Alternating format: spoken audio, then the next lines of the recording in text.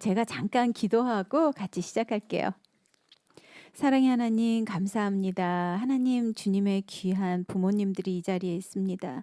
그런데 하나님 부모가 되기는 했는데 아직 부모를 아이들을 사랑한다고 하면서 아이들을 어떻게 이해해야 할지 잘 모르는 저희 부모님들입니다. 하나님 이 자리에서 주님께서 함께 해주셔서 지혜를 주시고 마음문을 열어주시고 또한 들을 수 있는 귀를 허락하여 주셔서 오늘 배우는 것들이 하나님 저희 자녀들을 이해하는 데 도움이 되게 하여 주시고 하나님 우리 아이들이 지금 성장하고 있다는 것을 인정하는 하나님께서 키워주신다는 것을 인정하는 귀한 시간 되게 하여 주시옵소서.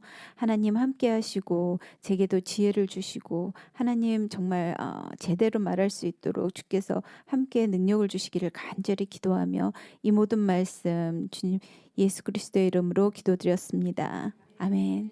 네. 자, 여러분들이 지금 아이들과 지금 함께 하는데요. 미국 같은 경우에는 18세가 되면 거의 다 집에서 나가요. 그래서 딱 18세까지만 부모에게 양육의 책임이 있거든요.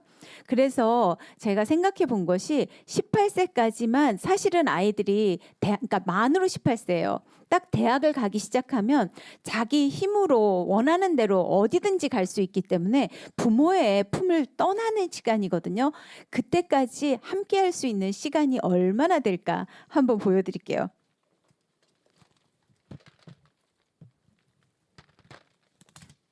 예, 여기 있는 구슬이 몇 개인가 하면요. 1년이 52주라고 하게 되면은 936개인 거예요. 이 안에 들은 구슬이 936개예요. 그런데 여러분의 자녀가 11세가 되잖아요. 그러면 그중에 몇 개의 구슬을 뺄 수 있을까요? 청소년기 하면 11세부터라고 요즘 많이 하거든요. 사춘기를 시작하니까. 그러면 몇 개의 구슬이 빠질까요? 네? 비슷해요. 맞았어요. 572개. 우와! 와, 암산의 왕이 여기 572개가 여기서 빠지는 거예요. 제가 아까 일찍 와가지고 572개를 다 셌다가 목사님 방에 쏟아가지고 다시 주느라고 혼났어요. 지금 목사님 거기에 미끄러지지 마셔야 하는데. 그래서 도로 다 담았는데요.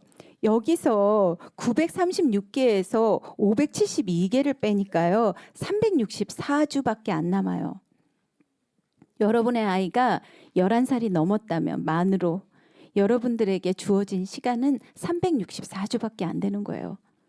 그런데 아이들을 키우는 게 왜 이렇게 오래 걸리는 것 같은지, 부모라는 시간이 이렇게 지루한 것 같은지, 애들은 언제 클 것 같은지 정말 많이 힘들잖아요. 네, 자, 저희가 한번 이 아이들이 어떻게 자라고 있는지 성장 과정에 대해서 한번 보도록 하겠습니다. 자, 함께 고린도전서 13장 11절 말씀, 성경 말씀 함께 읽어볼게요. 시작.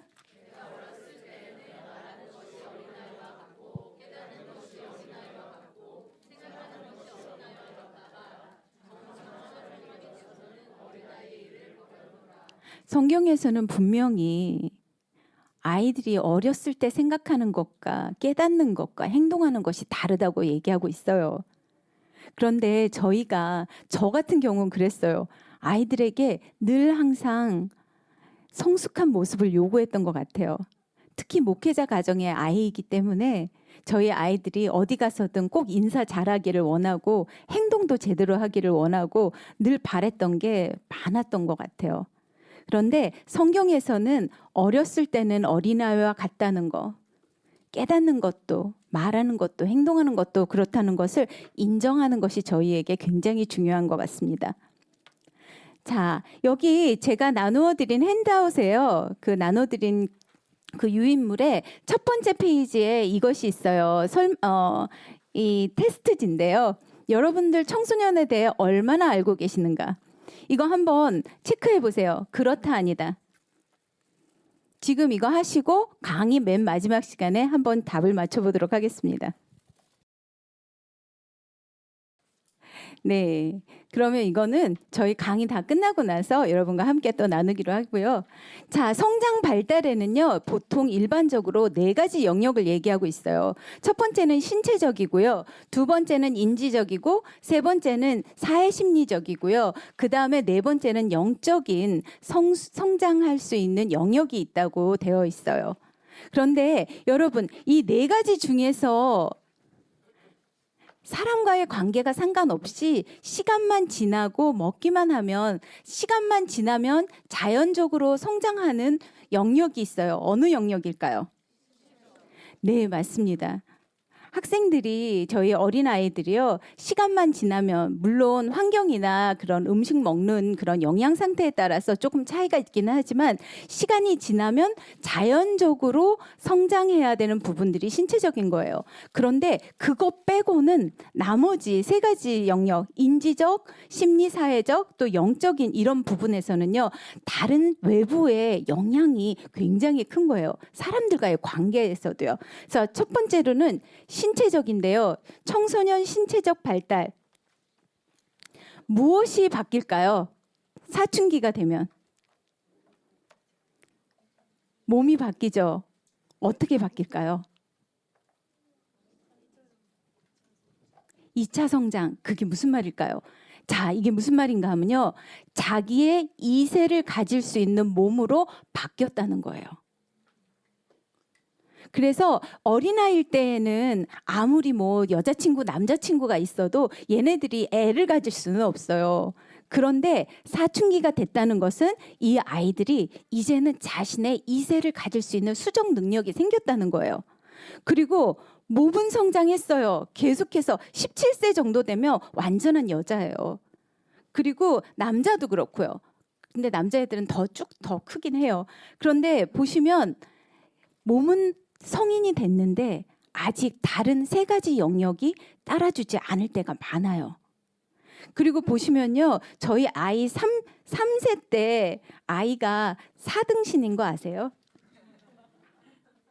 예. 그리고 나서 애들이 5등신도 됐다가 그다음에 5분의 1등신도 됐다가 그다음에 7등신 뭐 이렇게 이거는 좀 유럽적인 건데요. 저희는 보통 6등신으로 끝나는 것 같아요.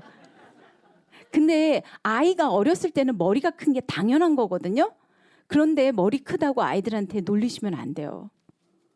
그리고 어렸을 때는 제가 왜냐하면 보니까 이렇게 어린아이가 있으신 부모님들이 있으셔서 제가 설명을 하는 거예요. 애들이 어렸을 때는 보통 이렇게 하거든요. 이렇게 머리가 무거워서 애들이 약간 그렇게 되는 거거든요. 그러니까 잘 봐주시고요. 몸이 성장하고 있어요. 그런데 가장 빨리 성장하는 때가 1차 성장기가 언젠가 하면요. 아이들이 0세에서 2세 때예요. 아이들 키 크게 하고 싶으시잖아요. 아기 때 영양을 잘 보충해 주셔야 아기 때 제일 많이 크고요. 그 다음에 크기 시작하는 게 여자아이들은 12세, 남자아이들은 14세 때 가장 폭발적인 성장을 합니다. 그래서 이때 잘 관리해 주시면 좋은데요. 그렇지만 아셔야 되는 게 있어요. 키는 사람의 힘으로 그렇게 크게 변화를 시킬 수 없어요. 성경 말씀이 딱 맞는 거예요. 너희가 아무리 염려하여도 키 한 자도 못 키게 한다 그랬어요. 그래서 저희가 그 사회학자들이 연구를 한 거에 보면은요. 키하고 사회생활 성공하고는 전혀 상관이 없대요. 또 한 가지, 키하고 결혼 생활하고는 전혀 상관이 없대요. 그래서 키는 물론 아이들이 사회적으로 키 커야 된다고 하드 프레셔를 주니까 그렇긴 하지만 키는 본인이 컨트롤할 수 없는 거기 때문에 거기에 쏘는 에너지와 힘을 가지고요. 그리고 차라리 건전한 곳에 쏟을 수 있도록 도와주셔야 돼요. 근데 엄마 아빠들이 계속 이러잖아요. 야, 너 그렇게 하면 키 안 커. 너 이런 거 먹으면 안 돼. 그러니까 키가 안 크지. 근데 그거하고 상관이 별로 없는 거예요. 아이들에게 그 부분으로 스트레스 주지 마시고요. 아이들은 이렇게 성장하는구나 아셨으면 좋겠어요. 근데 이때 청소년 때 가장 중요한 게 뭔지 아세요? 신체적으로 가장 중요한 것이 무엇인가 하면 뼈 건강이에요. 저희가 이제 100세 시대가 됐다 그랬잖아요. 근데 병원에서 얘기하시는 게 뼈 골밀도가 얼마나 노후 생활에 건강을 유지하는가, 건강의 그런 지표가 되는가를 굉장히 얘기하고 계세요. 그래서 나중에 골다공증 안 걸리시고 건강한 척추와 올바른 그런 걸음을 하시려면은 청소년 때 골밀도가 높아져야 된다는 거예요. 그래서 골밀도가 어떻게 좋아질 수 있을까요? 운동이에요. 가장 중요한 것이 운동이에요. 근데 저희 나라가 OECD 국가 중에 청소년 운동 부족 1위입니다. 94.2%가 운동 부족이라고 해요. 저희 나라 학생들, 청소년들이. 그 이유가 두 가지인데 학습 프레셔하고요. 예, 학습 부담. 그다음에 두 번째가 운동 부족. 그래서 저희 아이들이 행복하게 살기 원하시잖아요. 그래서 아이들 공부도 열심히 시키시잖아요. 학원도 막 보내고 막 아이의 미래를 위해서. 근데 이 아이가 육체적으로 건강해야 나중에도 행복하거든요. 그래서 청소년 때 꼭 신경 써주셔야 되는 것이 매일 운동하는 것과 이 아이들이 수면이 부족하지 않게 해주는 거예요. 수면 부족이 골밀도, 이 건강에 굉장히 큰 영향이 있다고 해요. 자, 그래서 신체적인 발달은 청소년 때 이런 것이 있습니다. 그리고 청소년 인지적 발달에 대해서 한번 배워보도록 할게요. 이 인지적 발달은요, 굉장히 유명한 학자이신 피아제라는 분이 인지 발달론에 대해서 얘기하고 계세요. 네, 이거는 한번 저희가 읽고 제가 더 디테일하게 설명을 드릴게요. 여기 보통 0세에서부터 성인까지 이분은 4가지 단계로 나누었습니다. 첫 번째가 감각 운동기, 그 다음에 전 조작기, 구체적 조작기, 그 다음에 형식적 조작기로 바꿨어요. 이게 뭔 말인지. 근데 한 번만 쭉 읽어보고요. 그 다음에 제가 디테일하게 다시 설명을 드릴게요. 감각 운동기에 대해서 우리 아빠들만 한번 읽어주시겠어요? 다 같이 시작.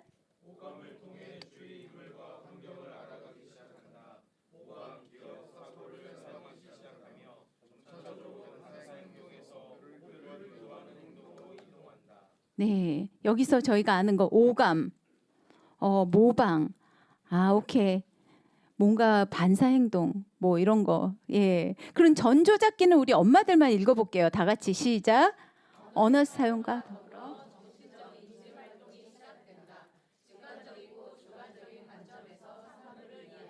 이게 2세에서 7세래요. 그러니까 미취학기고요. 구체적 조작기 한번 전체가 다 읽어볼게요. 시작.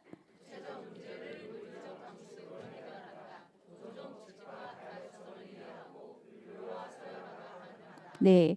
그리고 형식적 조작기에는요, 시간과 공간의 구체성을 초월한 영역에서도 사고가 가능하다. 추상적인 개념에 대한 가설, 검증, 결론을 내릴 수 있다. 자, 이게 참 어려운데요. 제가 디테일하게 좀 쉽게 설명을 해드릴게요. 감각 운동기는 0세에서 2세인데요. 영아들이 감각과 운동을 통해서 배운다는 거예요. 그래서 아이들이요, 뭐든지 입으로 가지고 들어가요. 뭐든지 만져보려고 해요. 그런 것이 감각을 통해서 배우기 때문이에요. 그리고 아이들은 이고센트릭이라고 자기중심적이에요. 자기밖에 몰라요. 그때는 그 아기 때가 그것이 정상이기 때문에 그래요. 저희 목사님이 설교에서 혹시 하셨던 말씀 기억나시는지 모르겠는데요. 아기가 배가 고프면 막 울어요. 근데 아기가 보니까 엄마가 너무 바빠요. 그래서 딱 참는 거예요. 우리 엄마가 지금 많이 바쁘시구나. 내가 조금만 있다 울어야지. 이런 거 없다는 거예요. 아기들은 배고프면 울고 내가 축축해서 싫으면 울고 막 그리고 뭔가 몸이 불편하면 울고 이것이 너무나 당연한 때가 이때고요. 대상 연속성이라는 거는요. 6개월에서 9개월 사이에 아이들 혹시 까꿍 해보셨어요? 아이들은요. 눈앞에 있으면 있는 거고요. 눈앞에 없으면 없는 거예요. 그래서 엄마가 딱 손으로 얼굴을 딱 가리잖아요. 아니면 이런 걸 가지고 아이 앞에 있다가 딱 얼굴을 가리면 애가 울어요. 엄마 없어졌다고. 근데 엄마가 까꿍 그러면 엄마 있다고 울음을 그쳐요. 그래서 그게 6개월에서 9개월 사이에는 아이가 공을 가지고 놀다가 엄마가 딱 그거를 담요 같은 거로 덮어버리면 공이 없어졌는데 못 찾아요. 이게 사라진 거예요. 이 아이의 앞에서는. 근데 딱 요 개월이 지나고 나면 그걸 어디 있는지 아는 거예요. 엄마가 담요로 덮어도 그 담요를 확 뒤집으면서 공을 찾아낼 수 있는 나이가 돼요. 그러니까 아이들이 인지 능력이 이렇게 조금씩 변한다는 거 알아주시면 되겠고요. 그리고 전 조작기는 2세에서 6세, 7세 영아, 유아, 유치부 때예요. 그리고 이때는 여전히 감각을 통해서 배우는 것이 강합니다. 여전히 봐야 되고요. 들어야 되고요. 입으로 넣어서 테이스트를 해야 되고 그리고 손으로 만져봐야 돼요. 이때 감각을 통해서 많이 놀이를 하는 것이 중요하고요. 논리적이기보다는 직관적인 사고예요. 그냥 딱 이렇게 그리고 언어 능력이 발달하기 시작하는데요. 이때부터 듣기, 말하기, 읽기, 쓰기를 하게 됩니다. 그래서 이때 가장 중요한 게 뭔가 하면요. 모국어가 중요해요. 지금 모국어라는 거는요. 엄마가 쓰는 언어가 모국어입니다. 근데 이 어린 나이에 아이들 6세, 7세밖에 안 됐는데 영어를 배우겠다고 영어 학원에 보낸다던가 이렇게 되는데 문제는 뭔가 하면 모국어가 먼저 발달을 해야 그 다음에 두 번째 세컨드 랭귀지가 발달을 할 수 있는 토대가 되는 거거든요. 그래서 제가 공부할 때만 해도 어떠한 가설이 있었나 하면 아이들은 모든 언어를 동시에 같이 배울 수 있다라고 얘기를 했었어요. 그런데 요즘 나온 그 논문에 의하면요. 모국어가 성장한 아이들, 이만큼 성장한 아이들은 거기에서부터 가지가 쳐서 세컨드 랭귀지, 제2 언어를 딱딱딱딱 배워서 이만큼까지 성장할 수 있대요. 그런데 모국어가 어휘력이라던가 쓰는 그 능력이 요 정도밖에 안 되잖아요. 아이들이. 그러면 두 번째 세컨드 랭귀지도 여기까지밖에는 발달하지 않는데요. 그래서 여러분들 아이들이 언어 능력이 있기를 원하시잖아요. 그러면 아이들과 대화를 많이 해주셔야 돼요. 우선 한국말, 엄마가 쓰는 말을 잘 가르쳐 주셔야 돼요. 그리고 아빠들도 중요합니다. 화이팅. 네. 그리고 전 조작기 2세에서 6세, 7세에는요. 호기심이 굉장히 많을 때예요. 질문이 엄청 많아요. 얘네들은. 엄마 이게 뭐야? 엄마 이거는? 왜 그런데? 막 계속해서 끊임없이 질문을 하고요. 집중력은 2분에서 5분이라고 보시면 돼요. 모든 사람의 집중력은요. 나이 곱하기 1분이에요. 그래서 5세 아이들은 집중력이 5분밖에 안 돼요. 제가 어떤 아이가 제가 이제 많은 어머니들과 이제 대화를 하고 이러잖아요. 근데 유치원에 가가지고 애 보고 ADHD가 아니냐 뭐냐 이런 소리를 들었다는 거예요. 그래서 아이가 몇 살인데요? 그랬더니 애가 5살인가 6살이에요. 그래서 근데 몇 분을 앉아 있어야 되는데요? 그랬더니 50분을 못 앉아 있는데요. 그래서 제가 그건 아닌데요. 5분을 앉아 있어야 될 애가 10분을 앉아 있어도 그것도 정말 대단한 건데 50분은 도저히 불가능한 거거든요. 그래서 집중력은 5분 정도, 7세면 7분 정도라고 생각하시면 되고요. 17세가 되면 17분 정도라고 생각하시면 돼요. 그래서 지금 저희 유튜브에요. 강의들 많이 나와 있잖아요. 대부분 20분이 넘지 않습니다. 그리고 테드 강의, 세바시 이런 강의가요. 보통 딱 테드는 18분이고요. 세바시 같은 경우는 22분 정도 돼요. 그 이유가 성인이 돼서도 자기가 집중할 수 있는 시간이 그 정도밖에 안 되기 때문이에요. 그래서 너무 긴 시간 앉아 있으라고 하시면은 아이들이 힘들어해요. 그리고 보시면 불가역적 사고인데요. 그것이 뭔가 하면 이렇게 컵에 물이 2개가 똑같은 거예요. 근데 한 컵에 있는 거를 큰 비커에 넣었어요. 그랬는데 아이에게 물어봤어요. 어느 게 더 많이 들었어? 그랬을 때 아이가 큰 비커가 더 많이 들었다고 생각하는 거예요. 이해가 가셨어요? 2가지가 똑같았는데 한 개가 바뀌었으면 이걸 다시 그 전으로 생각해가지고 2개가 똑같다는 생각을 못 하는 거예요. 그리고 또 자기 중심적 사고예요. 이 아이들은 이 나이 또래는요. 해가 뜨는 거는 나보고 일어나라고. 해가 지는 건 나보고 자는 거라고. 응? 그러니까 뭐든지 내 중심적으로 다 생각을 하는 거예요. 그리고 물활혈증 사고인데요. 모든 사물에 생명이 있다고 생각해요. 그래서 자기가 가지고 노는 장난감 아니면 뭐 이런 것들에 대해서 다 애들이 대화를 해요. 예. 그래서 이 나이 또래는 상징놀이, 소꿉놀이가 굉장히 중요합니다. 막 엄마들이 너 언제까지 애기 짓 할래? 너 지금 그만해. 그리고 막 치워버린다너가 이러시면 안 되고요. 이 상상놀이, 이 상징놀이를 통해서 아이들이 그 성장하고 발달하는 거예요. 인지 능력이요. 네. 근데 제가 지난번에 봤더니 어떤 드라마에서 예, 큰 아가씨가 자기 애지중지하는 명품 가방을 들고 우쭈쭈쭈 언니한테 이제 왔어 막 이러더라고요. 그래서 아 그분은 아직 이 당 전 조작계 단계에 있으시구나. 그런 생각을 했어요.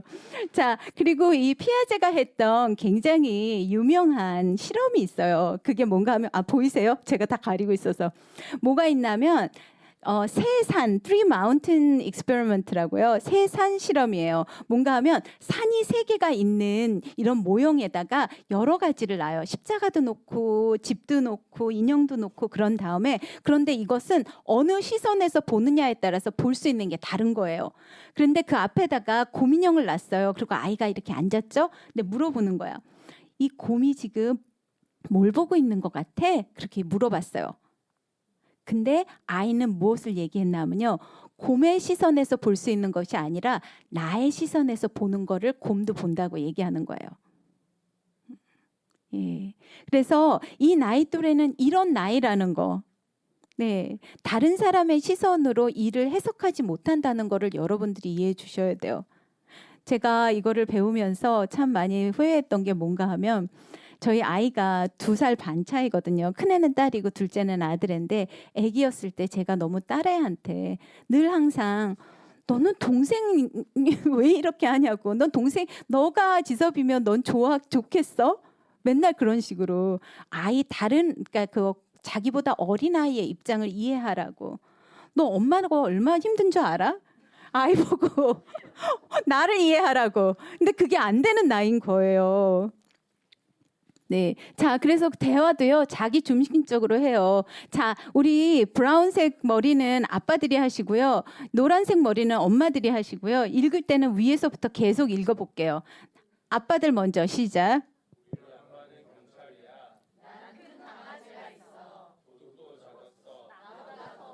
네, 둘이 서로 쳐다보고 대화를 해요. 근데 각자 다른 대화를 하는 거예요.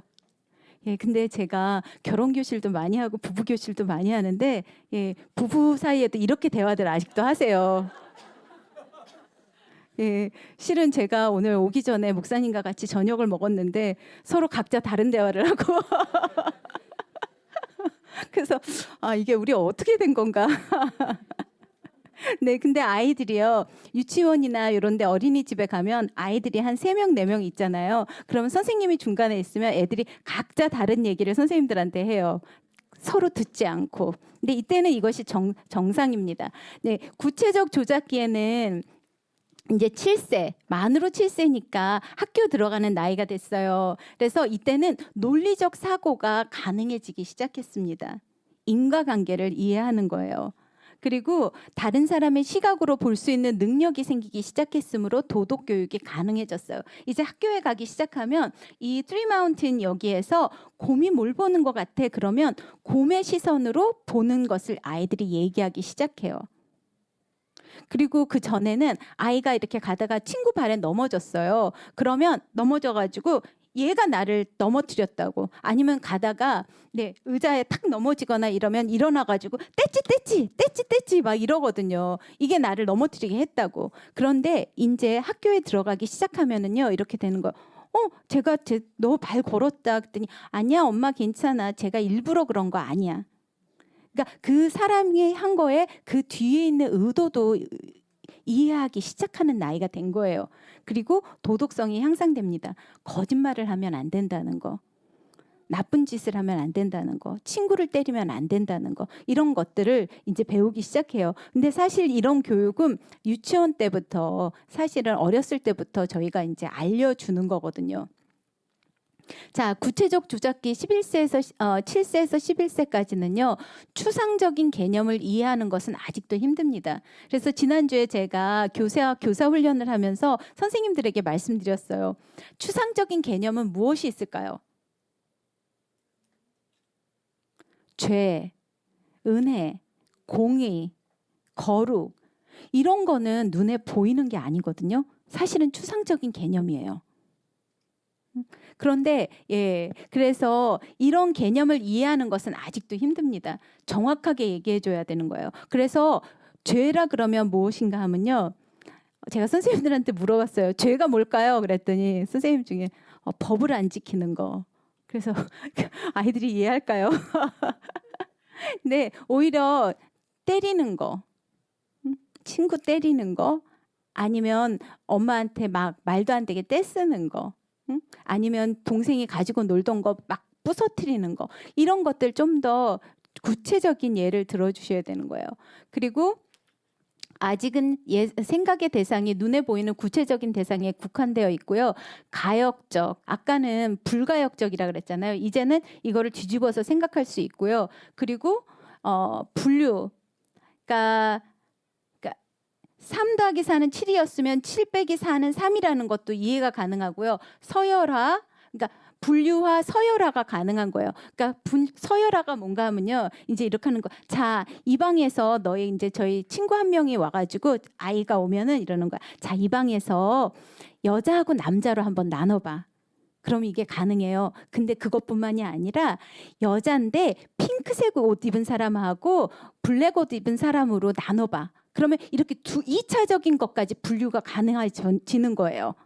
예. 그리고 액체 보존 시점이 가능하고요. 가르치는데 그렇지만 더 구체적이기는 계속해야 합니다. 그래서 구체적 조작기의 예예요. 아까 액체 보존 가능하다 그랬고요. 다른 추상적 사고 실험은 이해하지 못했다. 이게 무슨 말인가 하면요. 혹시 제가 한 번만 해볼게요. 우리가 망치가 있어요. 이게 전제 조건이에요. 망치가 있는데 이 망치로 유리컵을 치면은 유리컵은 깨진다. 이게 전제 조건이에요. 그러면 우리 어머니에게 제가 망치를 주면서 이 유리컵을 깨면 이것이 깨질까요? 안 깨질까요? 깨진다. 그렇죠? 자, 이번에는 전제 조건이 이거예요. 자, 깃털로 유리컵을 치면 유리컵이 깨진다.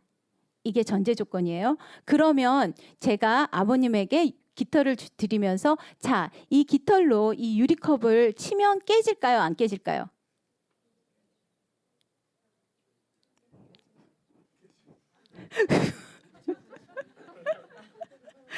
깨진다가 정상이에요. 깨진다. 왜냐하면 이게 전제 조건이잖아요. 무슨 얘기인지 아시겠어요? 근데 다들 또 이렇게 많이는 아니고요. 몇 분이 깨지지 않는다. 왜냐하면 내가 아는 깃털은 절대로 유리컵을 깰 수 없다. 네, 이런 실험인 거예요. 네, 그냥 갈게요. 지나갈게요. 힘드시죠? 예, 인생이 참 피곤한데 별걸 다 해요, 저희가. 네, 그리고 이제 11세가 됐어요. 사춘기, 청소년기가 되면은요, 이런 것들이 가능해지기 시작해요. 추상적 사고, 가설 검증 능력, 체계적 조합적 사고, 역지사지 능력 등이 발전하기 시작하고요. 가설 설정과 미래 사건 예측이 가능합니다. 너무 어렵죠. 자, 이 이야기는요. 아이들이 그러니까 이 11세가 되면 무조건 이 모든 것이 가능하다는 건 아니에요. 성인이 되면 이 모든 것들이 가능하지만 11세가 되기 시작하면 이런 것들을 이해하고 할 수 있는 능력을 개발할 수 있는 나이가 됐다는 거예요. 그래서 저희가 아직도 6학년이나 5학년이나 중학교 1학년들한테 너무 큰 걸 요구하시면 안 돼요. 사춘기에 가장 중요한 것이 추상적인 사고가 가능해진 거예요. 특징이에요. 그 이야기는 무엇인가 하면요. 머릿속으로 생각할 수 있다는 거예요. 가설을 세우고요. 머릿속으로 검증을 해보고요. 내가 이렇게 하면 이거는 풀 수 있겠구나. 그래서 11세 이제 형식적 조작기가 되면 할 수 있는 능력이 뭔가 하면요. 머리로 문제 해결을 할 수 있는 나이가 됐다는 거예요. 그걸 직접 경험해 보지 않고도. 그리고 역지사지 능력, 다른 사람의 입장에서 이것을 볼 수 있고 문제를 해결할 수 있고 이해할 수 있는 능력이 생겼고요. 가설 설정과 미래 사건이 예측이 가능해졌습니다. 자, 청소년 심리 사회학으로 갈 건데요. 이것도 좀 많은데 제가 한 번만 읽고 또 다시 잘 설명을 해드릴게요. 여기는 조금 더 쉽게 돼 있어요. 아이들 에릭슨이라는 심리학자는 무엇을 얘기했냐면 보통 청소년기까지 하나, 둘, 셋, 넷, 5개의 단계를 거친다고 했어요. 근데 이 단계는요, 계단식으로 되어 있기 때문에 1단계에서 5단계로 갑자기 확 넘어갈 수는 없어요. 차근차근 올라가야 돼요. 근데 그 시기를 거치면서 아이들이 이런 것들을 개발할 수 있다는 거예요. 아이들이 18세가 되기 전에는 엄마가 아니면 돌봐주시는 아이, 유아 돌보미가 이 아이에게 어떻게 했느냐에 따라서 이 아이가 사람들을 신뢰하기도 하고 불신감을 가지기도 한대요. 아이가 배가 고파서 막 울었어요. 근데 엄마가 와서 딱 우유를 먹여주는 것을 잘했는데 만약에 어떤 사람이 아니면 엄마가 아이가 늘 배고파 하는데 엄마가 버릇 나빠져. 아직 2시간 안 됐어. 좀 기다려. 아니면 애는 4시간 만에 한 번씩 먹이는 거야. 그러면 조금 기다려야 돼. 울어도 그리고 아이가 막 잔다고 칭얼대고 울고 그러는데 잠버릇 나빠져. 얘는 가만둬야 돼. 막 이제 이렇게 하거든. 그러면 아이가요 어렸을 때부터 나를 도와줄 때도 있고 나를 안 도와줄 때도 있고 내가 나의 필요를 채워줄 때도 있고 안 때도 있고 그러니까 이게 너무 상황에 따라 달라지면 불신감이 생긴 거예요. 그리고 그래서 일관적인 사랑이 굉장히 중요하고요. 그랬더니 어저께 제가 학교에서 강의를 했거든요. 그 학생이 한 명이 물어보는 거예요. 제 아이한테 혹시 한 번 우유 제때 안 먹이면 그게 충격인가요? 그러는 거예요. 근데 한 번 가지고는 아니에요. 네, 엄마가 뭐 어떻게 하다가 그걸 할 수 없을 때도 있긴 한데 그것이 아니라 그 기간 동안에 굉장히 그런 일들을 반복적으로 겪었을 때는 아이들이 불신감을 만드는 거예요. 그리고 나서 18개월에서 3세에는 가장 중요한 사건이 뭔가 하면요. 대소변 훈련이에요. 영어로는 파리 트레이닝이라고 그러는데요. 이때 아이들이 자기가 스스로 화장실을 자기 자신을 컨트롤할 수 있는 능력이 잘 생겼느냐 없느냐에 따라서 아이들이 자율성을 가지기도 하고요. 아니면 수치심 의심을 갖기도 해요. 이 아이들이 18개월 근데 보통 2살 정도 때부터예요. 근데 어떤 엄마들이 아이들이 이거 빨리 훈련시키겠다고 딱 1살 때부터 되기 시작하면 아이들 막 이렇게 야단치고 막 이러면 안 되고요. 이 당시에 3세 되기 전까지 아이들이 만약에 그 엄마가 기저귀를 빼고 애를 재웠는데 밤에 오줌을 쌌다. 근데 아침에 일어나서 엄마한테 엉덩이를 맞고 또 혼났다. 이렇게 되면 아이들이 수치심을 느끼는 거예요. 그래서 이때 아이들이 그렇지 않도록 잘 도와주셔야 되고요. 또 3세에서 6세 이제 유치원에 들어갔어요. 근데 이때 3세에서 6세 동안 아이들이 제일 많이 하는 말이 뭔지 아세요? 내가 할래요. 내가 막 그러는 거야. 뭐든지 자기들이 하겠대요. 숟가락질도 자기들이 하겠다 그러고 먹는 것도 자기가 먹겠다 그러고 신발도 혼자 신겠다 그러고 옷도 자기가 입겠다 그러고 막 자기가 하겠대요. 근데 엄마들이요 보면은 얘가 먹고 나면 너무 지저분하니까 좀 괜찮아. 엄마가 빨리 먹여줄게. 너 빨리 먹어. 계속 이렇게 먹이는 거야. 애들 시간 프레셔로. 근데 이렇게 되면 아이들이요 주도성보다는 내가 잘 못하는구나 죄책감이 생기기 시작한대요. 그래서 이때 여러분들이 우리가 해줘야 될 것은 뭔가 하면 아이가 독립적인 인격체로서 스스로 할 수 있는 것은 할 수 있게 해주는 거. 네. 그래서 부정적인 반응을 보이면 아이들이 죄책감을 느끼니까요. 스스로 할 수 있는 기회를 주는 것. 사실 이때 해보지 않으면 언제 또 해보겠어요, 아이들이. 그리고 학교에 들어가면은요, 근면성과 열등감으로 딱 나눠지게 되는데요. 아이들이 새로운 학업을 배우기 시작하는 거예요. 그래서 이것을 통해서 성공하면 아이들이 근면성, 내가 숙제를 해갔더니 선생님이 좋아하더라. 응? 내가 뭐 이것을 외울 수 있게 됐다. 그렇지 않으면 이거를 못하게 되면 실패는 열등감이나 무력감을 유발할 수 있는 거예요. 또 청소년기 때 가장 큰 사건은 뭔가 하면요. 또래 관계예요. 친구들과의 또래 관계를 통해서 아이들이 자아 정체감을 만들기도 하고요. 역할 혼란이 되기도 해요. 근데 저기 보시면요. 이 단계가 있는데요. 저희 연구 결과에 보니까 어렸을 때 엄마하고 아니면 아빠하고 아니면 돌봐주는 그 도우미하고 애착 관계를 잘 형성한 아이들은요.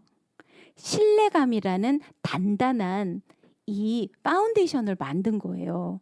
그래서 어렸을 때 신뢰감을 형성한 아이들은 보통 자율성도 만든대요. 그리고 나서 주도성, 근면성, 자아 정체감으로 이쪽 왼쪽으로 쭉 갈 수 있다는 거예요, 아이들이. 그런데 어렸을 때 불신감이나 수치심을 유발한 아이들, 그것이 마음의 바닥에 그렇게 파운데이션에 깔린 아이들은요, 계속 자라면서 죄책감, 열등감, 역할 혼란으로도 갈 수 있대요. 근데 연구 결과, 또 하나의 또 연구 결과에 보니까요, 이상한 거예요. 어렸을 때 분명히 아이가 불신감하고 수치심을 가지고 있었던 아이인데 성인이 됐는데, 청소년이 됐는데 너무나 건강하게 자란 거예요. 너무나 건강한 성인이 되어 있는 거예요. 어떤 일이 있었을까요? 무엇이 계기가 되었을까요? 네? 맞아요. 진짜로. 네. 그 연구 결과에 의하면 중간에 아이들이 성장을 하는 어떤 과정에서 예수님을 만나고 하나님을 만나서 인격적인 교제가 있잖아요. 그러면 그것이 회복이 돼서 좋은 자아 정체감으로 간다는 거예요. 그리고 제가 요즘 또 연구하고 공부하는 것 중에서 이것은 나중에 훈련을 통해서 만약에 어렸을 때 이것이 잘 형성되지 않았다 하더라도 부모가 나중에 중간에 또 깨달아서 이 아이를 위해서 노력하면서 관계 회복을 위해서 훈련을 하잖아요. 그러면 아이들이 회복이 될 수 있대요. 저는 안 되는 줄 알았어요. 그런데 된다 그러고요. 가장 중요한 것은 예수님을 만나는 거, 믿음 생활하는 거. 네. 자, 그래서 청소년기는요, 이렇게 나눠요. 11세에서 13세는 전기라고 하고요. 13세에서 15세는 초기 청소년기, 15세에서 17세는 중기 청소년기, 17세에서 19세는 후기 청소년기라고 합니다. 자, 근데 13세에서 15세 보시면요, 부모로부터 신체적, 심리적 분리가 시작되며 부모보다 친구가 중요해진다. 네, 결정적으로 부모와 갈등이 시작되는 시간이에요. 자기 자아를 찾아가는 시간이기 때문이에요. 그리고 중기 청소년 때는요, 이성 친구를 향해 갑니다. 어쩔 수 없이. 네, 그게 정상이고요. 17세에서 19세는 욕구와 성인으로서의 능력을 시험하고 숙달해 가면서 자아, 초자아, 자아 이상에 대한 감각을 키워간대요. 자, 조금 더 자세히 보시면요. 부모의 탈이상화. 이때는 아이들이요, 청소년기가 되기 전까지는 아이들의 진짜 모든 거는 다 부모님만 보는 거예요. 그래서 저희 교회에 어떤 아이들이 있는데 막 이제 엄마한테 매달리면서 이러는 거야. 나 엄마랑 결혼할 거야. 나 엄마랑 결혼할 거야. 막 이러는 거야, 남자애 둘이. 그래서 아니야, 내가 할 거야. 아니야, 내가 할 거야. 그러면서 완전히 엄마가 자기의 롤 모델이에요. 그리고 보통 이때 되면 어렸을 때는 여자아이들은 아빠랑 결혼할 거야. 막 그래요. 그런데 이 사춘기가 딱 되면 더 이상은 아니에요. 아이들이 어떤 때는 왜곡된 아니면 엄격한 잣대로 부모를 판단하기 시작해요.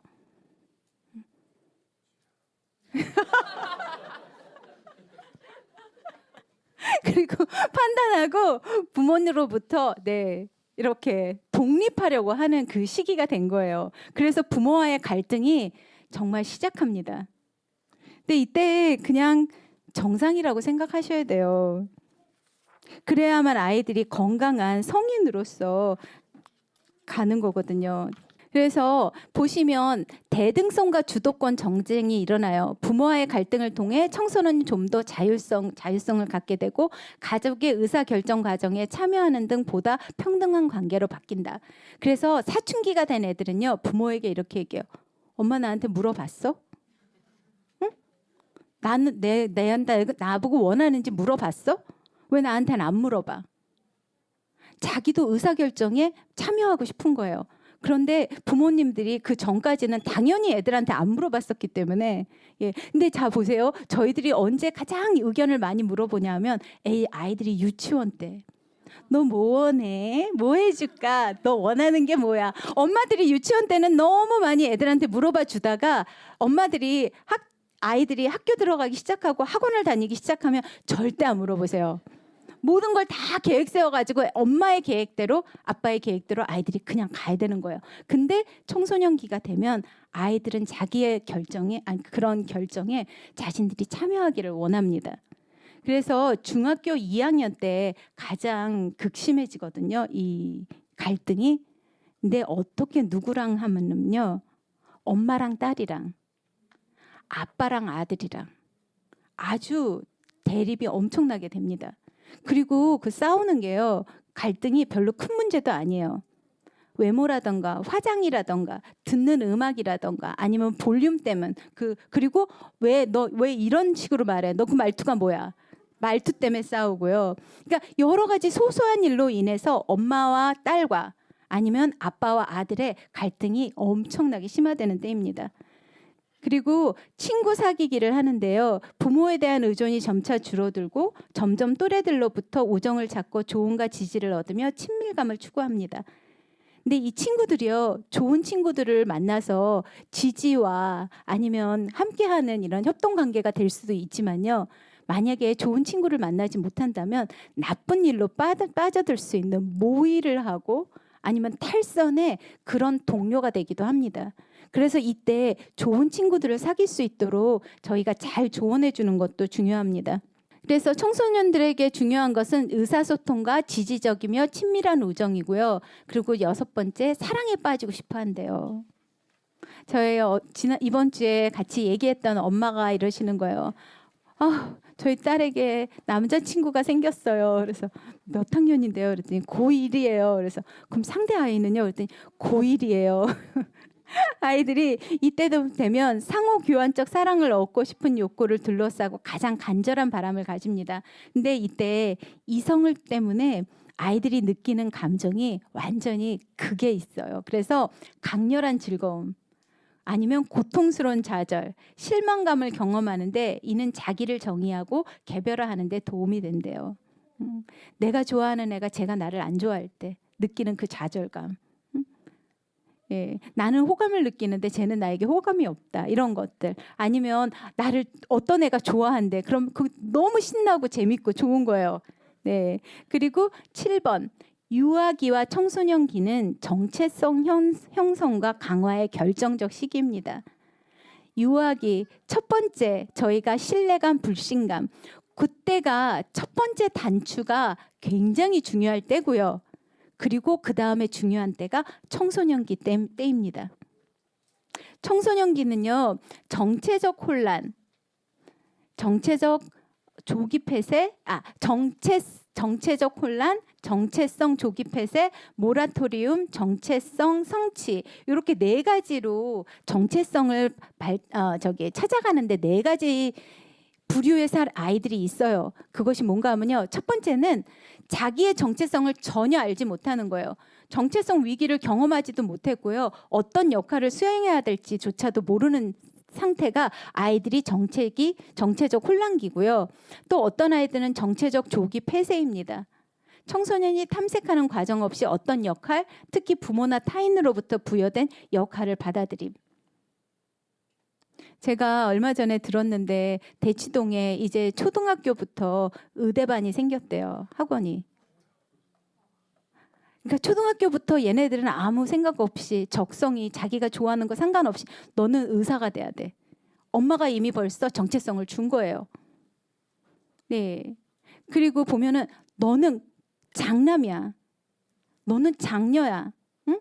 너는 남자야. 울면 안 돼. 너는 여자야. 그래서 순해야 돼. 이런 정체감 있잖아요. 이런 것들이 다른 타인으로 인해서 내가 찾기 전에 이미 부여됐는데 그것 때문에 아이들이 정체성을 찾아가지 못하고 이미 문이 닫혀버린 거예요. 끝났어요. 그리고 세 번째는 모라토리움이라고요. 청소년이 가치관과 역할을 정의하기 위해 활발한 투쟁을 하고 있는 경우예요. 그래서 아이들과 싸우시잖아요. 얘가 막 엄마 아빠한테 대들고 엄마 아빠한테 막 자기 의견을 막 얘기하고 이러잖아요. 그러면 기뻐하셔야 돼요. 야, 얘가 자기 정체성을 찾아가고 있구나. 그래, 너가 다른 의견을 얘기하니까 엄마는 기뻐. 그렇지만 너가 그것을 얘기할 때 엄마를 공격하지는 말아줬으면 좋겠어. 한계를 그어주시긴 해야 돼요. 그리고 그래, 너가 화가 나는 거는 괜찮아. 너가 이런 상황에서 화가 나는 거는 너가 그런 성격이 있다는 건데 그건 괜찮아. 그렇지만 너가 그 화가 난다고 벽을 치거나 너 자신을 자해하면 안 돼. 그러니까 저희가 아이들에게 한계를 그어줘야 되는 게 뭔가 하면요, 내가 내 자신을 찾아가기 위한 그 투쟁의 과정 가운데 다른 사람을 다치게 하거나 내 자신을 다치게 하면 안 된다는 한계는 구워주셔야 돼요. 그리고요, 정체성 성취는요, 이런 모든 것들을 해결해서 자기가 어떤 사람인지, 나는 크리스찬이야, 나는 어떤 사람이야, 나는 노래하는 걸 좋아해, 뭐 아이들이 이런 정체감을 찾아갈 수 있도록 도와주시는 게 중요해요. 그 영적인 발달은요, 웨스터호프라는 분이 신앙 발달에 대해서 연구하신 거예요. 그래서 1단계가 뭔가 하면요, 경험된 신앙이에요. 그래서 엄마 손에 이끌려서 교회에 왔다. 엄마 아빠가 주도하는 예배를 드렸다. 그러니까 본인의 의사와는 상관없이 누군가에 의해서 부모님 아니면 할머니 할아버지 아니면 옆에 있는 이모 막 이렇게 해가지고 내가 신앙을 경험한 거예요. 그게 1단계예요. 그리고 2단계가 뭔가 하면 가입된 신앙이에요. 이건 뭔가 하면 아이가 어떠한 소속이 생긴 거예요. 나는 새로운 교회 뉴젠 유치부예요. 응? 아니면 나는 청소년부 밴드에 있어요. 찬양팀이에요. 나는 뮤찬팀이에요. 아니면 나는 우리 어른분들 같은 경우에는 선교팀이에요. 중보기도팀이에요. 아니면 나는 새로운 교회 교인이에요. 이러한 어떠한 가입된 소속이 생긴 신앙이 된 거예요. 그리고 세 번째 단계가 뭔가 하면요, 찾는 신앙이에요. searching. 자기가 찾아가는 거예요. 내가 여태까지 모태신앙으로 교회는 다녔는데 과연 진짜 예수 그리스도가 있었을까? 예수 그리스도가 십자가에서 돌아가셨다는데 그게 사실일까? 사실이라면 나랑 상관이 있는 사건일까? 이걸 찾아가는 신앙인 거예요. 그게 3단계예요. 그리고 마지막 단계가 뭔가 하면요, 그 찾는 시간을 통해서 믿음을 가지게 된 거예요. 소유된 신앙이에요. 이게 1, 2, 3, 4단계인데요. 이것은 나이하고 상관이 없어요. 여러분들이 30살에 신앙을 가지기 시작했다 그러면 이 단계 1, 2, 3, 4단계를 거치면서 신앙을 소유하게 되는 거고요. 우리 아이들도 이렇게 되는 거예요. 예, 이것이 신앙의 발달이고요. 요즘 활발하게 되고 있는 연구가 뭔가 하면 뇌에 관한 거예요. 뇌과학. 예, 그래서 뇌과학을 보시면요, 지금 우리 청소년들을 이해할 수가 없었잖아요. 아까 여러분들이 체크를 하셨는데 그게 뇌에 관한 일들이긴 하거든요. 청소년에 관한. 네. 뇌에는 이렇게, 제가 물론 의사도 아니고요. 그래서 제가 틀리게 얘기하더라도 전문가가 있으시면 그냥 봐주세요. 자, 뇌에는 이렇게 세 단계로 된다고 합니다. 첫 번째는 뇌관이에요. 그래서 뇌관은 보통 엄마의 뱃속에서 완성이 된다고 해요. 근데 이 뇌관은 무엇을 컨트롤 하나 하면은 호흡, 맥박, 심장 박동, 체온 조절, 이런 가장 기본적인, 사람이 살아야 되는 가장 기본적인 능력을 주관하는 그 뇌인 거예요. 그래서 이것을 파충류의 뇌라고도 해요. 그리고 나서 그것을, 그래서 뇌관은 보통 지하실로 비유해요. 지하실에 보일러도 있고 배관도 있고 이러니까 가장 우리 필요한 것들이 뇌관에 있다고 보시면 돼요. 그러고 나서 두 번째 1층이 뭔가 하면요, 변형계라는 것이 발달하기 시작해요. 근데 그 변형계는요, 동기, 감정, 기억 생성이래요. 보통 감정을 느끼게 하는 뇌인 거예요, 변형계가. 그래서 이 변형계는요, 아동기 때 그리고 사춘기 초반 때 완성이 돼요. 근데 사춘기가 되면서 발달하기 시작하는 게 어느 부분인가 하면요. 네, 전두엽이라고 합니다.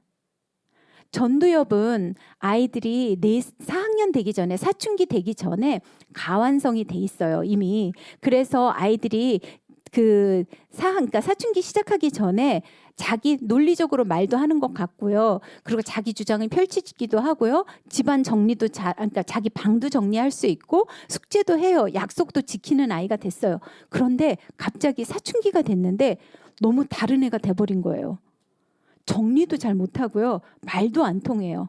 얘네들이 갑자기 다른 아이가 돼버린 거예요. 근데 그 이유가 무엇인가 하면 뇌가 발달하기 시작한 거예요. 변형계가 가완성이 되었던 전두엽이 갑자기 이제 이게 리모델링이 수리가 들어간 거예요. 그래서 여태까지는 아이들이 20평짜리 집에 살았어요. 뇌가, 전두엽이. 그런데 100평짜리로 늘리는 거예요. 그 작업이. 근데 여러분 수리할 때 어떻게 하세요? 막 깨끗하게 정리하면서 수리하세요? 그거 아니죠. 막 전선도 나오고 물건도 이리 갔다 저리 갔다 하고 페인트 칠도 여기 됐다 안 됐다 막 여기저기 어수선하잖아요. 그러니까 이 아이들이 갑자기 너무나 많은 그 전선들이 생긴 거예요. 뉴런이라 그러고요. 시놉시스라 그러고요. 이게 연결망이 뇌에 막 생기기 시작했는데 이게 아직 제자리에 꼽히지 않았어요. 그리고 그 만들어진 방이 도로망이 안 생긴 거예요. 그래서 아이들이 그 전두엽을 2층이라 그러거든요. 인지 제어와 감정 조절을 하는 뇌인데요. 이게 아직 제대로 완성이 되지 않았기 때문에 컨트롤이 잘 안 되는 거예요. 그래서 부모님들이 왜 사춘기 아이들과 대화가 안 통하는 줄 아세요? 부모님들은 2층에 사세요. 근데 아이는 1층 지하층하고 1층에 있다가요. 1층에 있으면서 가끔 2층에 올라가요. 그러니까 2층에서 보고 있는 엄마 아빠는 1층에 사는 애가 이해가 안 되는 거예요. 그리고 1층에 사는 애들은 2층에 있는 엄마의 아빠의 그 모습이 이해가 잘 안 되고요. 그래서 전두엽은 초등학교 4학년, 5학년 때 가완성이 되어 있기 때문에 제가 말씀드린 것처럼 그때까지는 애들이요 정말 말도 통하고 약속도 잘 지키고 숙제도 잘하고 이러는 것 같은데요. 빠르면 5, 6학년, 늦어도 중학교 1, 2학년 때부터 대대적인 리모델링이 시작됩니다. 그래서 아이들이요 한 번에 한 가지씩밖에 생각 못해요. 어떤 엄마가 아이가 이제 중학교 3학년인데 미국으로 유학을 가게 됐대요. 그래서 아이에게 세탁기를 돌리는 방법을 가르쳐 준 거예요. 예, 너 미국 가면 너가 빨래해야 되니까 세탁기는 이렇게 돌리는 거야. 그리고 가르쳐 주고 엄마가 외출을 했다 들어왔더니 아이가 자랑스럽게 얘기했대. 엄마 나 세탁기 돌렸어. 그러더래. 그래? 잘했어. 그리고 딱 봤더니 그 안에 신발끈 2개를 돌리고 있더래요. 그러니까 아이가 세탁기를 돌리는 기술적인 거는 숙지를 했어요. 그런데 세탁기를 돌릴 때는 능률적으로 돌려야 된다는 것을 기억 못한 거예요. 아니 생각할 수 없는 거예요. 저는 미국에서 자랐잖아요. 저희 조기 유학 온 아이들 알거든요. 걔네들 옷이 색깔이 다 비슷해요. 왠지 아세요? 흰색 옷부터 색깔옷까지 다 때려 넣어서 세탁기 한 번에 돌리기 때문에요. 세탁기를 돌릴 때는 색깔 종류별로 흰색 옷 종류와 어두운 색 종류로 나눠서 해야 된다는 거를 전혀 알지 못해요. 그리고 청소년 때는요 보면은 애들이 미국에서는 신발도 세탁기 돌리거든요. 옷을 빨 때 신발도 같이 넣어서 빨아요. 그러시죠? 근데 얘네들이 그거밖에 생각이 안 된 거예요. 빨래할 땐 그냥 같이 한 번에 하면 된다. 예. 그래서 이때는 그냥 그럴 때구나. 얘네들이. 그래서 저희가 보면은 컴퓨터도 보면 애들이 여러 창을 켜놓고 있잖아요. 얘가 멀티태스킹이 되는구나. 한 번에 여러 개를 할 수 있구나. 근데 그게 아니고요. 아이가 한 번에 하나씩 집중하는 거예요. 이렇게 짧게 왔다 갔다. 그래서 여러분, 너 엄마 말 안 들어? 너 무슨 생각하고 있는 거야? 도대체 엄마 너 이거 말이 된다고 생각해? 막 이렇게 얘기하시잖아요. 근데 애들은 그게 생각이 안 되는 거예요. 예. 그래서 한 번에 한 가지씩 그리고 머릿속은 공사 중이어서요. 이 아이 때는 이 뇌가 잘 발달하기 위해서는 잘 자야 돼요. 그래서 제가 생각해 봤어요. 왜 임신을 했을 때 그렇게 졸려웠을까? 여러분 엄마들 다 아시잖아요. 아기 가졌을 때 얼마나 졸려워요. 근데 그땐 보니까 아기가 엄마 뱃속에서 뇌간이라는 그 뇌가 발달하기 위해서, 그 몸이 발달하기 위해서 엄마의 모든 에너지가 다 들어간 거예요. 근데 이 아이들은 이제 전두엽이라는 굉장히 훌륭한, 아니 엄청난 이 엔진을 만들고 있는 이 상태인데요. 잠이 필요한 거예요. 근데 지금 아이들이요, 청소년들 만성 수면 부족입니다. 저희 아이들이요, 학원 다니고 이러면서 제가 보니까 에너지 드링크를 너무 많이 마시는 거예요. 정신 차리려고, 공부해야 되니까, 깨야 하니까. 저 실질적으로 제가 아는 분의 아이는 에너지 드링크를 너무 많이 마셔가지고 아이가 정신이 좀 이상해진 애가 있었어요. 예. 그리고 또 애들이 고카페인 드링크를 마셔요. 또 어떤 아이들은 집중하기 위해서 ADHD 약까지 먹는데요. 저희 이제 청소년 코칭을 하시는 그런 분이 저에게 얘기를 해주셨어요. 사모님, 저희가 봤던 무서웠던 게 뭐였죠? 무서운 학생 드라마? 아니, 글로리 말고요. 전 그런 거 못 봐요. 스카이캐슬이나 예, 그거 있잖아요. 스카이캐슬. 근데 그거는 너무 극단적으로 말을 한 거고요. 요즘 가장 비슷한 게 일타 스캔들에 나오는 그 상황이 지금 아이들 일반적인 상황하고 가장 비슷하다고 하시더라고요. 그래서 제가 보면서 와, 애들 어떡하냐. 만성 운동 부족, 만성 수면 부족. 이 아이들을 어떻게 해야 되냐. 근데 이때요, 굉장히 많은 이 연결망이 생긴다 그랬잖아요. 뇌 전두엽에. 근데 그 생겼던 전선들, 그 뉴런하고 시납시스하고 그런 생겼던 연결망들이요, 청소년 때 경험되지 않고 훈련되지 않으면 다 없어져서 버린대요. 저희가 공사를 했어요. 그래가지고 아저씨가 막 전선도 빼놓고 이랬는데 내가 필요한 것만 쓰고 나머지는 다 버리잖아요. 그거하고 똑같은 거예요. 그래서 청소년 때 이 모든 이 뇌신경망이 생겼는데 아이가 어느 부분을 인지를 못했냐 하면 사람들을 배려해야 된다. 사람들을 긍휼히 여기고 나보다 못한 사람들은 배려해야 된다. 이것을 경험하지 못한 아이들은요, 자기에게 생겼던 그 뇌 연결망을 버린대요. 실제로 제가 저 결혼교실이라는 이제 그것도 하거든요. 제가 한 200커플이 넘게 했는데요.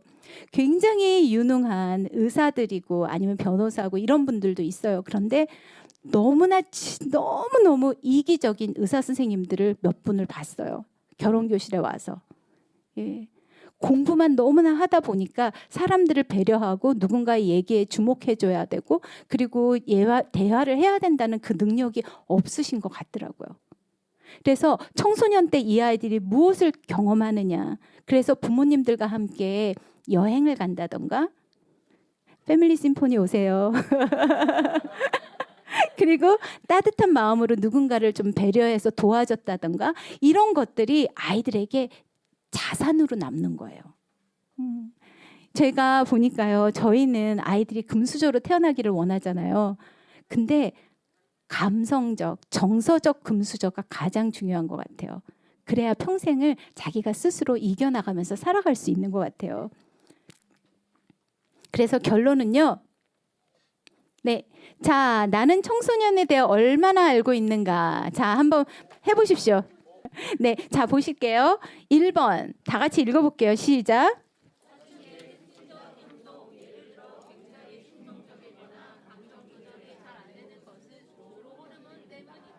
네, 호르몬의 영향이라고 생각하시는데요. 호르몬의 영향이기도 하지만 가장 중요한 것은 전두엽이 아직 발달을 하지 못했기 때문입니다. 그래서 아이들이요, 사춘기 전에는 신경 전달 물질인 세로토닌이라는 그 호르몬이 있대요. 근데 그게 100이 나왔었어요. 그래서 그때 당시에는 이 모든 것이 막 연결망이 좋으니까 아이들이 잘했는데요. 사춘기가 되면 이게 40% 감소된대요. 세로토닌이 100이었다가 청소년기가 되면 60으로 바뀐 거예요. 뇌는 커지죠. 몸은 커지죠. 그런데 그 신경 전달 물질은 줄었죠. 그러니까 이것이 아이들이 충동적이 되고 감정 조절이 잘 안 되는 것 때문인 거예요. 자, 2번 같이 읽을게요. 시작. 아니다. 동시다발적으로 하는 것 같아 보이지만 한 번에 한 가지씩 잠깐씩 관심의 대상을 옮겨가는 것이다. 자, 3번 다 같이 시작.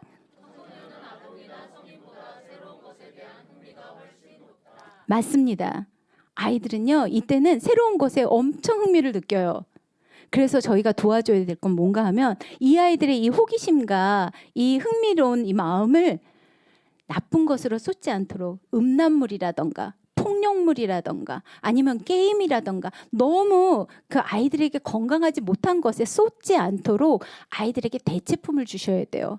그래서 좋은 책이라던가 좋은 영화라던가 아니면 저희들 진짜 아이들 교회 와서 예배 드리면서 좋은 친구들 사귀는 거 너무 중요하거든요. 예배 드린다던가. 네. 그래서 불량식품을 저희가 아이들에게 주지 않는 것처럼요.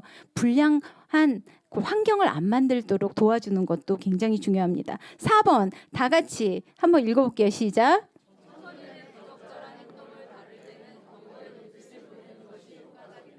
네, 눈빛으로 안 됩니다. 엄마가 아무리 레이저를 쏘셔도요, 안 돼요. 애들은 못 알아요. 예, 저희 아이들은요, 직접 엄마가 말로 얘기해 주지 않으면, 아빠가 얘기해 주지 않으면 모릅니다. 예.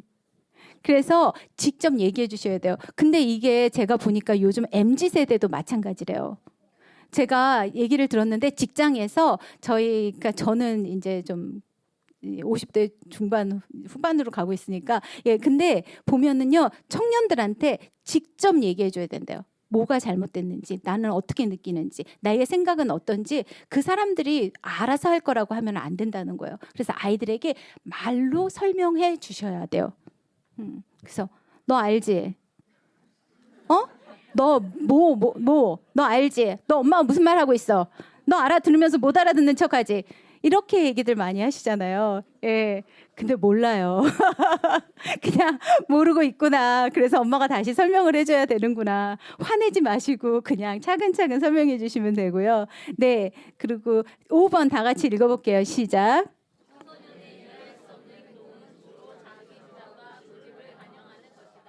네, 그런데 그게 아니고요. 아이들이 자기의 주장이나 자기의 생각이 정리가 된 것이 아니고요. 아직 도로망이 연결이 안 돼서 그 정도까지밖에 생각을 못 하는 거예요. 포괄적인 생각이 안 되는 나이입니다.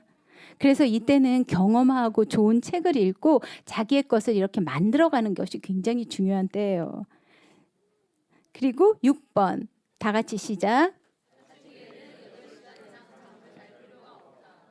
저희 연구 결과에 청소년기 때 몇 시간 자야 된다고 하는 줄 아세요? 어? 10시간은 좀 많았어요. 하루에 10시간 어떻게 자요? 또 다른 분. 오, 막 다들 너무 잘하세요. 9시간 15분이래요. 그래서 이게요, 어떻게 되나 하면 사실 주중에는 그 잠을 충분히 못 자니까 잠 총량 불변의 법칙이란 게 있어서 나중에 잠을 보충을 좀 해줘야 되는데 그거를 저희가 꼴을 못 보잖아요. 너 안 일어나? 빨리 일어나. 예, 그거 아이들 좀 잠을 잘 수 있도록 해주시고요. 그리고 엄마 아빠들이 지금 이 사회의 가장 나쁜 속설이 뭔가 하면 사당 오락? 4시간 자면 붓고 5시간 자면 떨어진다. 이건 정말 가장 나쁜 청소년들에게 말도 안 되는 얘기인 것 같아요. 네. 그리고 7번 다 같이 시작. 네, 아니죠. 지금 저희가 배운 것처럼 네. 자, 뇌는 몇 살에 완성될까요? 완전히 발달하는 게. 25, 35? 네, 저희 뇌가 완성되는 나이가 평균적으로 27살이래요. 여자들은 24살, 남자들은 30살. 주요. 제가 지난주에 뉴젠 교사 훈련하는데 선생님들이 다 아직 뇌가 발달이 안 된 거예요. 그래서 너무 재밌었는데요. 여러분, 네. 정말 좀 여유를 두시고 아이들은 성장한다는 거. 지금 저희가 느껴야 되는 건 뭔가 하면요. 아, 아이들은 성장하는구나. 아이들은 발달하고 있구나. 근데 내가 우리 아이한테 너무 어른이기를 바랬구나. 제가 결혼 교실을 하지 않고 저희 청년들하고 이제 얘기를 하잖아요. 제가 물어봐요. 자매님은 어떤 사람 만나고 싶어요? 그러면 이래요. 신앙 좋고요. 그리고 좀 능력도 있고 성숙하고 좀 제 얘기도 잘 들어주고 성격 좋고 막 이래요. 그럼 제가 자매님 손을 딱 잡고 얘기해요. 50대를 원하는구나. 남자들이 50대나 이룰 만한 그런 것들을 원하더라고요. 근데 저희가 그것이 아닌가 싶어요. 아이들에게, 너무 어린 아이들에게 거의 20대나 30대가 보여줄 수 있는 그런 성숙함을 늘 요구하고 있는 것 같아요. 그래서 이거는 저희가 마음을 내려놔야 되는 수밖에 없는 것 같아요. 그래서 결론은요. 자, 청소년기는 저희 함께 같이 읽어볼게요. 시작.